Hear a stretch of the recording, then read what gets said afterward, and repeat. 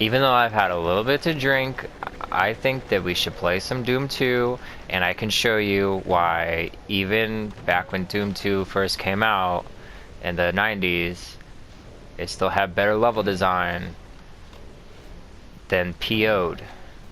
Duke Nukem had better level design than PO'd. Doom 2 came out in like 94, whereas PO'd came out in 96. Like, what is going on? Not even close. Oh, you hear that? Europe, they got chain gunners already? This is a hard level. Do we go left or right? What do you think? Okay, well, if I was coming up on this shit like real SWAT, I'd probably grab this corner, take a look, go around the right. Europe, nothing downstairs. Let's see what we got down here. Oh, it just leads back here, huh? Do we have the chainsaw? No, we don't. Where's this pinky at? Oh, we just give him the shotgun. Not when we got 30 shells over here, there's no reason to try to punch him and dance around and all that good shit. Alright, I've never played this level before. I don't recognize any of this. I'm already... Oh, shit. Nice. A twofer. A twofer. 2 for 1. 2 for 1 bullet. That's what that means. Damn, these levels, like... Let's talk about what makes these levels work, right? So, notice how when you spawn in this level for Doom 2, this master level, you're literally plops into an area that is shaped like a funnel. Look at this. If we draw some lines here on the left and right, like some arrows, you see that even if we look around, there's nowhere for us to go but through this door. I know this sounds stupid, but if we look at PO'd, PO does not have level design like this that funnels you. And when you come into this first room, you might be like, oh, there's a bunch of ways to go. But if you try to go down the main path, you'll notice that the left, right, and middle path all actually interlink. So no matter where you're going the right way. You're making forward progress. Come get some. Nobody steals our chicks and lives.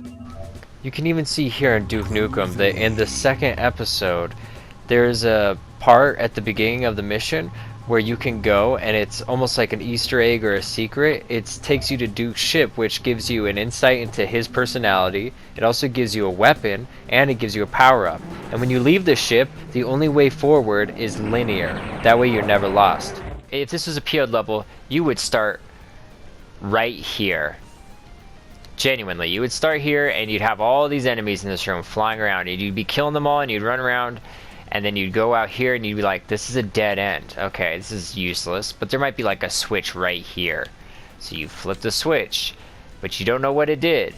And then you go around the level just doing random BS until at some point you come back to this room and you realize, oh hey, now there's a teleporter that I can use to leave. That is PO'd in a nutshell. Wandering. Wandering past segments that have no reason for existing. They're not set pieces if they can be ignored or if they don't engage the player, because their secrets are easier to find than the actual exit to the mission. Oh, and they'll shoot each other too? Come on, shoot each other. Come on, chain gunner. I need you to shoot this big green guy. There we go. Now they're fighting each other. I can't believe I actually got them to do that. Get his bitch ass. Alright, now it's time for the big guy to go. Ooh, I like the imps. Anyone with a projectile, I basically don't fear. It's only the little soldiers with the hit scans that really make me run around for my life. And that's what I like about this game, you know? I don't think hit scanners are the worst, but I do think that they punish you in a way that's unfun. So like, I understand the concept of hit scanners, but anything a hit scanner can do, a projectile character can do. Just make the projectiles move faster. You never need to punish the player simply for being outside of cover, and that's what hit scanners do.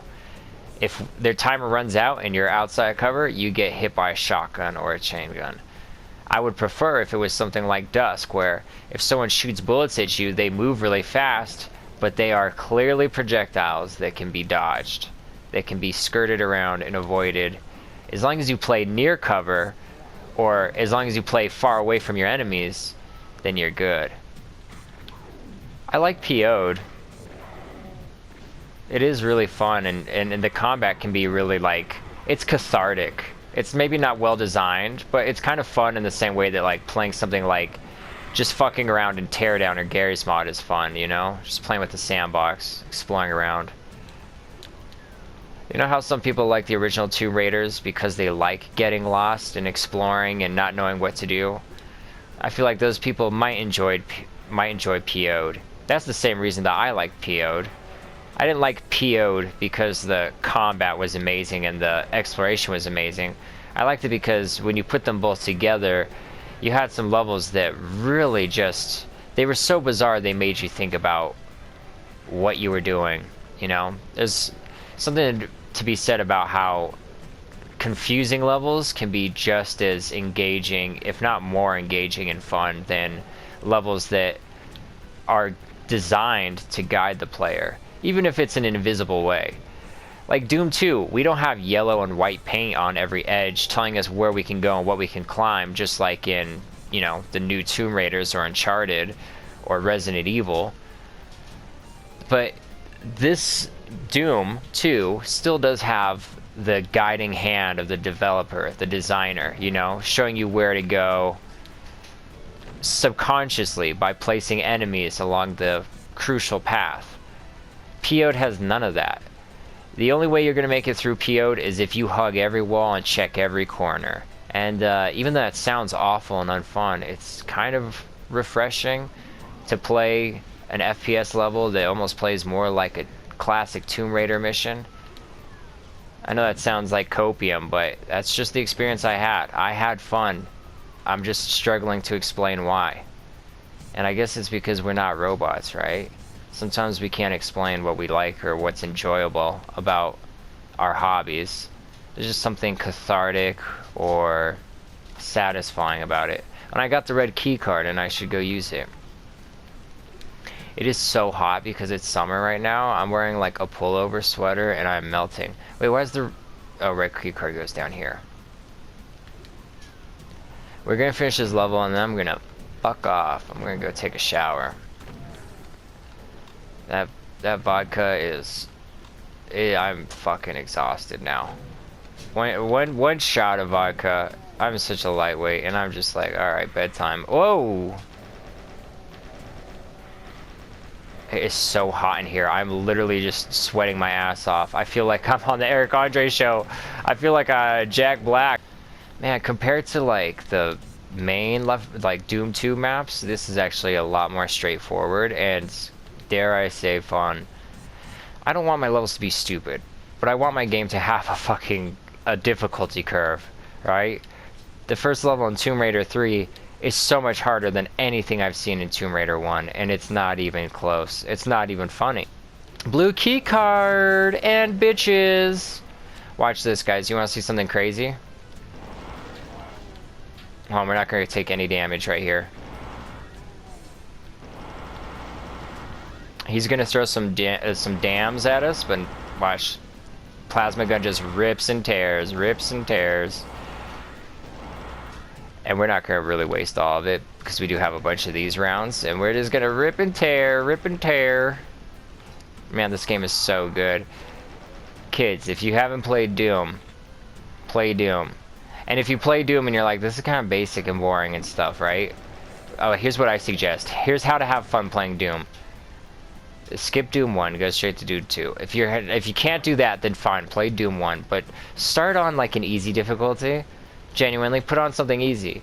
And then if you're playing, you're like, this is too easy, this is too boring, turn it up. And if you're like, this is still boring, turn it up. Make it harder until it's not boring anymore. At some point, it'll stop being boring and start being frustrating. And that's when you know you're playing a good game. Okay, just kidding. Whoa, hey! But what I mean is, in Doom, they'll start adding more and more enemies. To the point where it's not just about being quick and dodging things, it's actually... Doom is so much more than just dodging. You know, it's about knowing which enemies are weak to what type of weapons, right? Because in this game, in Doom, some enemies are just weaker to certain things. And knowing who is weak to what will help you kill them faster. And killing them faster is going to be key once you have different combinations of enemies. They all put pressure on you in different ways. And they also all put the hurt on you to different degrees. Someone who hits you with a hit scan weapon might not hit you too hard. But if they throw a slow moving projectile, you can bet that it's probably going to rip through your ass. Thank you so much for watching my video. Part 2's coming out soon. I just didn't want this to be like a 20-minute thing. I don't know. Don't judge me. Do like and subscribe though if you feel like it.